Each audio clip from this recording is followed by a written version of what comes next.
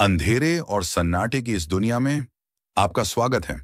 यहाँ कहानियां सिर्फ सुनाई नहीं जाती, बल्कि महसूस होती हैं। रग रग में उतरकर डर का एहसास छोड़ जाती हैं। अगर आपने अब तक चैनल को सब्सक्राइब नहीं किया है, तो जल्दी कर लीजिए, क्योंकि आगे जो आप सुनने वाले हैं, वो आपके दिल की धड़कनें बढ़ा देगा।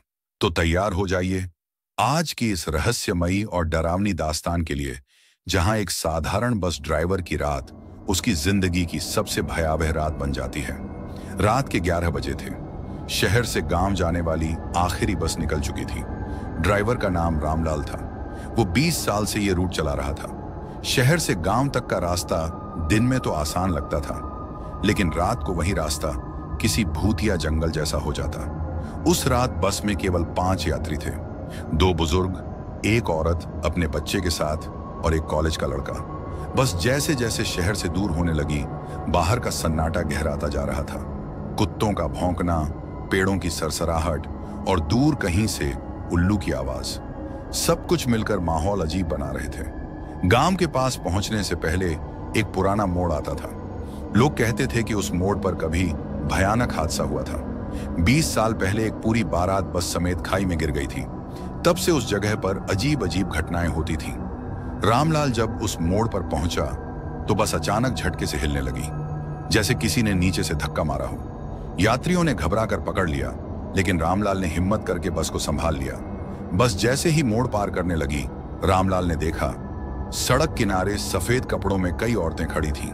उनके चेहरे ढंके हुए थे, बाल बहुत लंबे और हवा में उड़ रहे थे। अचानक वो औरतें बस के साथ साथ दौड़ने लगीं, इतनी तेज कि बस की हेडलाइट उनके चेहरे बार बार दिखा रही थी। एक औरत खिड़की पर चढ़कर अंदर झांकने लगी। उसकी आंखें पूरी लाल थीं, चेहरे पर जलने के निशान थे। बच्चा रोने लगा और बाकी यात्री दहशत में चिल्लाने लगे। रामलाल ने ब्रेक नहीं मारा।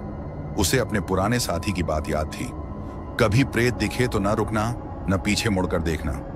वो बस चलाता रहा, लेकिन जैसे ही उसने रियर व्यू मिरर में देखा तो पूरी बस भरी हुई दिखी। हर सीट पर काले सफेद सायों जैसी परछाइयां बैठी थीं, लेकिन जब पीछे मुड़कर देखा तो बस खाली थी। किसी तरह वो बस को गांव के चौपाल तक ले आया। जैसे ही बस रुकी, सारे यात्री उतरकर भाग गए। रामलाल ने चैन की सांस ली, लेकिन जब उसने आखिरी बार आईने में देखा तो पीछे की आखिरी सीट पर एक औरत अब भी बैठी थी।